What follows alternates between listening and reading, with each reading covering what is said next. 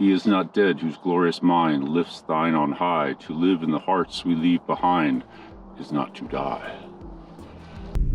Oh, what's that over there? All right, now we're going to Willie's place. All right, we're making a pilgrimage to Stoneman Willie's grave. If you've never heard of him, look him up. I'll leave some links in the description. It's a great story. Now, as the legend goes, Stoneman Willie, when they finally decided to bury him for good, he had been on display for a long time at a local funeral home. Mm-hmm. So they finally got it all together. They took him, he was in a coffin, they took him, put him in the elevator to get him out of the building. Then the elevator broke down. So they fixed the elevator, get him out of the building. The next one they got him, and it was a big motorcycle pulling like some type of cart behind him. So they put Willie on that. And the motorcycle starts going about halfway along the path, motorcycle breaks down. And so they take it off the motorcycle cart and they put it in a hearse. So they put him in the hearse and let's get him there. Hearse breaks down. So at that point, the people they get him out of the first hearse, they put him in a second hearse. And apparently that one actually did make it to the location we're at right now. And it's like a sword going into an anvil and a big hammer. Was it going to be that? There he is. Oh.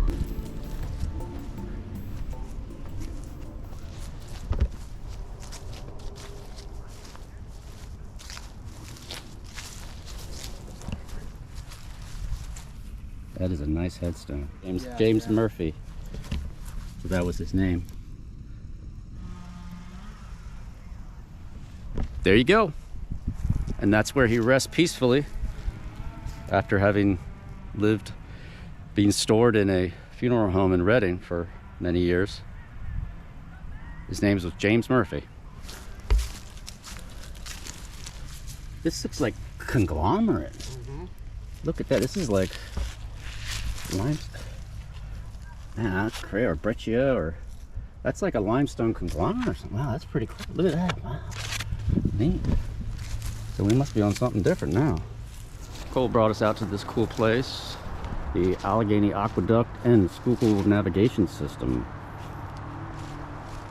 So that's where the barges would go over this stream. 1, 2, 3, 4, 5. They had to build 5 for these arches. Look at that.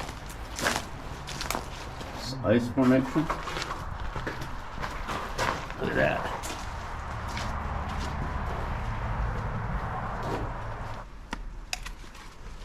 And it's just falling apart slowly.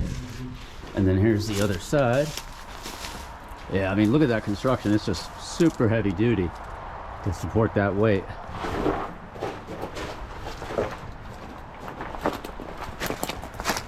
Now we'll go check out the canal bed, or the prism as they called it. All right, here we are. Oh yeah, and that's a great example of the shape of a canal. That's that prism shape. A lot of times when it's all overgrown, you can't really see the berms. Holy moly. The aqueduct starts right here.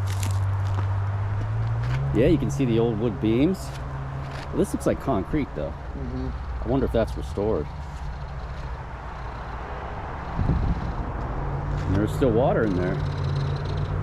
How much does this thing weigh? I mean, yeah, because this looks pretty new, but the wood looks more new too. Oh yeah, because see the bolts coming out there? Mm-hmm. Now I wonder if they did that just to keep it together, right? Or are they mimicking the old way? I want to say that it looks like they mimicked the old. Yeah, because this would have been like stonework probably originally. Yeah.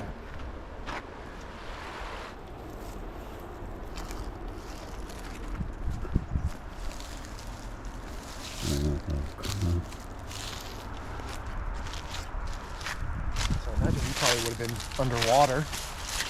Yeah, the water level would have been, yeah, like right. I think they were usually 4 to 6 feet deep, and they built up the walls and they dug it, and then they lined it with like clay or some kind of special something that helped keep the water in, because I guess leaking was a big problem, right? Leakage, so they had to line it with clay or. There's it is kind of it's different. It's dangerous. It's not so much a tree as much as it is a cone. Yes. Yeah. But it's not as bad as I pictured it. The article made it sound like it was like, you know, like literally a piece of junk. I have seen the videos of that. Hey buddy, how you doing? You can see from below that these guys painted back in the 60s. Wow, look at that. That is a hell of a view. Against the Vietnam War. Look at that. Oh, you can see all the old railings. Yeah, I see the old railing. That's really cool. This is Reading. We are at the world famous Reading Pagoda. And there's a plane right there. It's not a drone, it's a plane. Oh, there's another plane.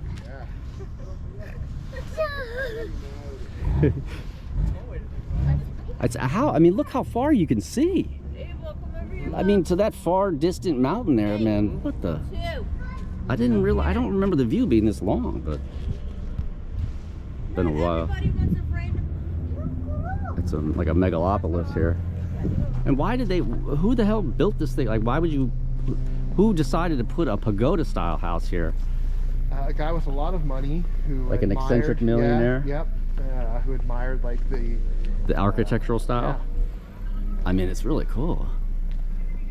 I mean, this is what they look like in Japan. It's elaborate. Yeah. I mean, 1, 2, 3, 4, 5, 6, 7 rails, stone rails, or whatever. Stonework. Lion. The gold lions. Yeah. The chimney's got chimney.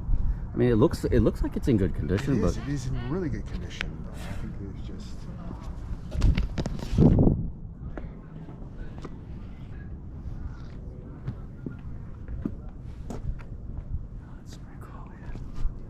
I guess that's probably a good place to end this. I gotta get back on the road.